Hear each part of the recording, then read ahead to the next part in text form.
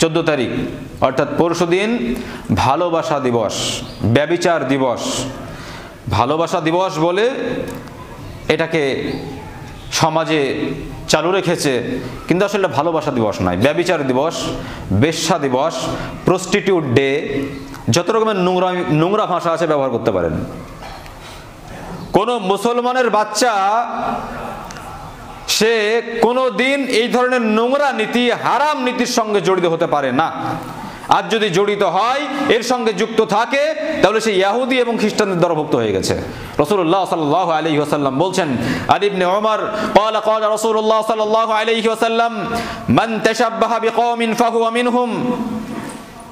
যে ব্যক্তি যে দলের অনুসরণ করবে, যে গোষ্ঠীর অনুসরণ করবে, কাল কিয়ামতের দিনে তাদেরকে সেই দলের সঙ্গেই উঠানো হবে। আবু দাউদের 4031 নম্বর হাদিস। অতএব আপনি যদি অন ইসলামিক কালচার, ইহুদি খ্রিস্টানদের কালচার আপনার মধ্যে রাখেন, আপনি সেই কালচারের অনুসরণ করেন, তাহলে কাল কিয়ামতের দিনে ওই ইহুদি এবং খ্রিস্টানরা যে দলে উঠবে, যেখানে তারা থাকবে, নিশ্চিতভাবে আল্লাহ তাআলা আপনাকে সেখানেই উঠাবেন। তারা যে জাহান্নামে যাবে, আপনাকে সেই জাহান্নামে যেতে হবে। অতএব আমাদের সমাজে ভ্যালেন্টাইন ডে, ভালোবাসা দিবস, এইরকম ভাবে যত রকমের নোংরামি আছে, যত রকমের নষ্টামি আছে, সমস্ত কিছুকে বর্জন করতে হবে। যদি বর্জন করতে না পেরেছি, তাহলে আমাদেরকে জাহান্নামের জন্য অপেক্ষা করতে হবে। রাসূল সাল্লাল্লাহু আলাইহি ওয়াসাল্লাম একদিন আবু বকর রাদিয়াল্লাহু আনহুকে বলছেন, ইয়া আবা বকর, ইন্না লিকুল্লি কওমিন ঈদান ওয়া হাযা ঈদুনা। সহিহ বুখারী হাদিস নাম্বার 952। আল্লাহর রাসূল বলছেন, হে আবু বকর, প্রত্যেক জাতির একটি আনন্দ উৎসব আছে, প্রত্যেক জাতির জন্য আনন্দ উৎসব, ফেস্টিভ্যাল আছে। ওয়া হাযা ঈদুনা, আর এটা হচ্ছে আমাদের আনন্দের দিন। এই ঈদুল আজহা, ঈদুল ফিতর, এটা হচ্ছে আমাদের আনন্দ উৎসবের দিন। এটা আল্লাহ তাআলা আমাদেরকে দান করেছেন। মুসলমানদের এই দুটো দিন ছাড়া আর কোনো উৎসবের দিন থাকতে পারে না। এরা ভালোবাসা দিবস পালন করে, এরা জন্ম দিবস পালন করে, এরা মৃত্যু দিবস পালন করে, এরা বিবাহ বার্ষিকী পালন করে। বিভিন্ন রকমের নোংরামি, ইহুদি খ্রিস্টানদের কালচার এই মুসলমানদের ঘরে ঢুকে গেছে। অতএব মান তাশাব্বাহা বিকওমিন ফাহুয়া মিনহুম, যে ব্যক্তি যে দলের অনুসরণ করবে, কাল কিয়ামতের দিনে তাদেরকে সেই দলের সঙ্গে উঠানো হবে। অতএব আপনি নামাজ পড়েন, রোজা রাখেন, অন্যান্য ভালো কাজ যতই করেন না কেন, কাল কিয়ামতের দিনে আপনার এই নোংরামির জন্য, এই নষ্টামির জন্য আপনাকে তাদের দলে উঠানো হবে।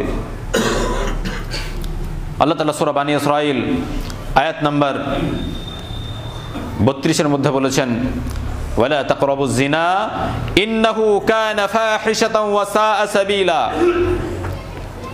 তোমরা জিনার নিকটবর্তী হইও না। জিনা করা তো দূরের কথা, জিনার কাছেই যেও না, ব্যভিচারের কাছেই যেও না। ইন্নাহু ফাহিশা, নিশ্চয় সেটা অন্যায় এবং অশ্লীল। ওয়া সাআ সাবিলা, এবং এটা নোংরা একটা রাস্তা, খারাপ রাস্তা।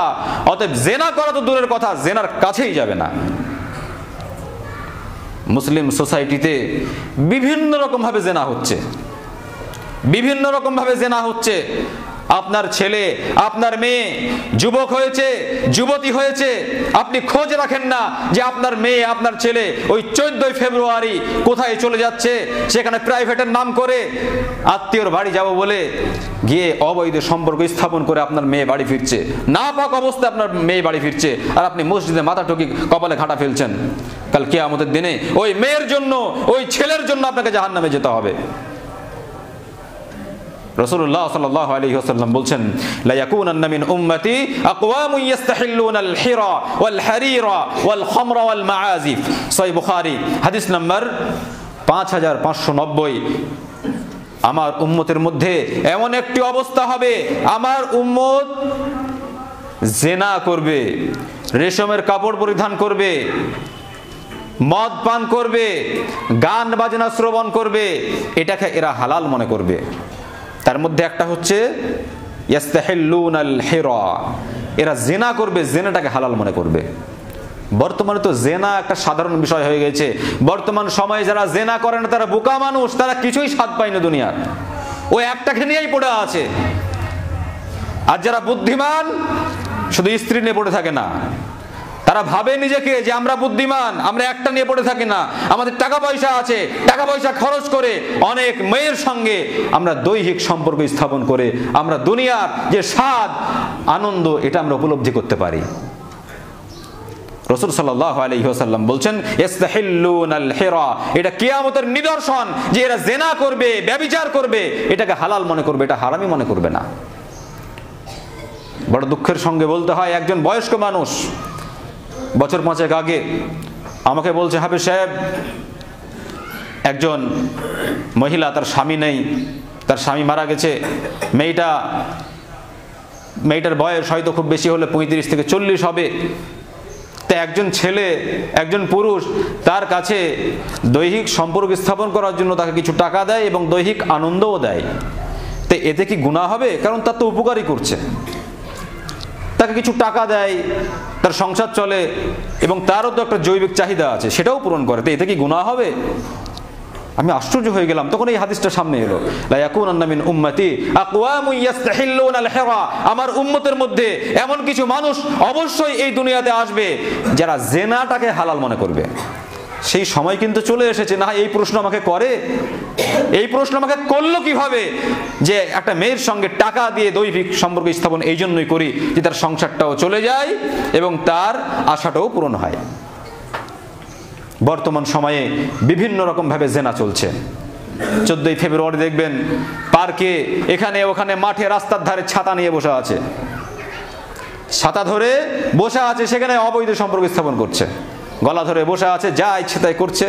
কত রকমের নোংরামি চলছে ছাতা ধরে, দিনে দুপুরে ছাতা ধরে, দেখতে দিচ্ছে না যে আমি কি করছি। এরকম ভাবে নোংরামি, অশ্লীলতা ছেয়ে গেছে। রাসূলুল্লাহ সাল্লাল্লাহু আলাইহি ওয়াসাল্লাম বলছেন, আন আনাস ইবনে মালিক قال قال রাসূলুল্লাহ সাল্লাল্লাহু আলাইহি ওয়াসাল্লাম মিন আশরাতিস সাআহ আন ইরফা'আল ইলম ওয়া ইয়াসবুতাল জাহল ওয়া ইশরাবাল খামর ওয়া ইয়াযহারাজ জিনা। বুখারী হাদিস নম্বর 80। আল্লাহ রাসূল সাল্লাল্লাহু আলাইহি ওয়াসাল্লাম বলছেন, কিয়ামতের নিদর্শন হচ্ছে, কিয়ামতের নিদর্শনগুলির মধ্যে হতে আল্লাহ রাসূল সাল্লাল্লাহু আলাইহি ওয়াসাল্লাম 4টি নিদর্শনের কথা বলেছেন। তার মধ্যে একটি হচ্ছে আন ইরফা'আল ইলম, ইলম উঠে যাবে, ইলম থাকবে না, ইলম কমে যাবে। ওয়া ইয়াসবুতাল জাহল, অজ্ঞতা প্রসার লাভ করবে, অজ্ঞতা বেড়ে যাবে। ওয়া ইশরাবাল খামর, মদ্যপান এটা ব্যাপকভাবে হয়ে যাবে, মানুষ বেশিরভাগই মদপান করবে। ওয়া ইয়াযহারাজ জিনা, এবং মানুষ বেশি বেশি জেনা করবে। রাসূলুল্লাহ সাল্লাল্লাহু আলাইহি ওয়াসাল্লাম বলছেন, এগুলি হচ্ছে কিয়ামতের আলামত। আল্লাহ রাসূল এই হাদিসে 4টে কথা বলেছেন। 4টে কথার মধ্যে প্রথম নাম্বার যে কথা সেটা হচ্ছে আইয়ুরফাল ইলম, ইলম উঠে যাবে, ইলমকে উঠিয়ে নেওয়া হবে, ইলম কমে যাবে। এখন আপনাদের কাছে আমার প্রশ্ন, ইলম এখন কমছে না বাড়ছে? শিক্ষা বাড়ছে না কমছে? আগে তো স্কুল কলেজ খুব দূরে দূরে ছিল, এখন তো অলিতে গলিতে 4 তলা আপনার মিশন পাচ্ছেন, আলামিন মিশন, তারপরে আপনার ভয়েস, তারপরে এরকম ভাবে কত রকমের মিশন আছে, O2 পাবলিক স্কুল, এরকম ভাবে অনেক মিশন কিন্তু গলিতে গলিতে পাবেন। তাহলে শিক্ষা কিন্তু আস্তে আস্তে বাড়ছে, সেই জন্যই কিন্তু প্রতিষ্ঠানগুলো যারা প্রতিষ্ঠাতা তারা খুলতে পারছে নাকি। তাহলে রাসূল সাল্লাল্লাহু আলাইহি ওয়াসাল্লামের কথাটা কিভাবে আপনি সত্য প্রমাণিত করবেন যে ইলম বাড়ছে না কমছে? আল্লাহ রাসূল বলছেন, কিয়ামতের নিদর্শনের মধ্যে হতে একটি নিদর্শন হচ্ছে ইলম উঠে যাবে, জ্ঞান উঠে যাবে, জ্ঞান থাকবে না, শিক্ষা আস্তে আস্তে চলে যাবে। তাহলে শিক্ষা কিভাবে কমছে? কোনো মানুষের মধ্যে যদি নৈতিক জ্ঞান না থাকে, কোনো মানুষের মধ্যে যদি নৈতিকতা না থাকে, পশুর মতো যদি জীবনযাপন করে, সে যতই শিক্ষিত হোক না কেন, আল্লাহ রাসূল সাল্লাল্লাহু আলাইহি ওয়াসাল্লামের কথা অনুযায়ী সেই ব্যক্তি হচ্ছে অশিক্ষিত। আর এটাই হচ্ছে বর্তমানে, একটা ছেলে ডাক্তার, মাস্টার, ইঞ্জিনিয়ার, আরো অনেক কিছু হচ্ছে, কিন্তু নৈতিক যে শিক্ষা, এই নৈতিক শিক্ষা তাদের থাকছে না। কোন কাজ করলে মান সম্মান চলে যাবে এইসব বিষয় কিছুই থাকছে না। যত রকমের নোংরামি অশ্লীলতার সঙ্গে যুক্ত যদি আপনি দেখতে চান, তাহলে এইসব আধুনিক শিক্ষিতদেরকে দেখতে পাবেন যারা কোরআন এবং হাদিস থেকে অনেক দূরে নিজেকে রেখেছে, যারা কোরআন এবং হাদিস থেকে নিজেকে দূরে রেখেছে, এদেরকে দেখতে পাবেন যত রকমের নোংরামি এরাই করছে। কোনো মানুষ, কোনো শিক্ষিত ছেলে সে দুনিয়াবী শিক্ষা অর্জন করেছে, তার সাথে সাথে কোরআন এবং হাদিসের শিক্ষা অর্জন করেছে, তার মধ্যে আপনি দেখতে পাবেন নগ্নতা, তার মধ্যে নৈতিকতা থাকবে, সে সমাজে কেমন ভাবে চলাফেরা করতে হয় সে বিষয়টা সে বুঝতে পারবে। কিন্তু যার মধ্যে কোরআন হাদিসের শিক্ষা থাকবে না, শুধুমাত্র দুনিয়াবী শিক্ষা থাকবে, এই ব্যক্তি আস্তে আস্তে পশুত্বের দ্বার পর্যন্ত পৌঁছে যাবে।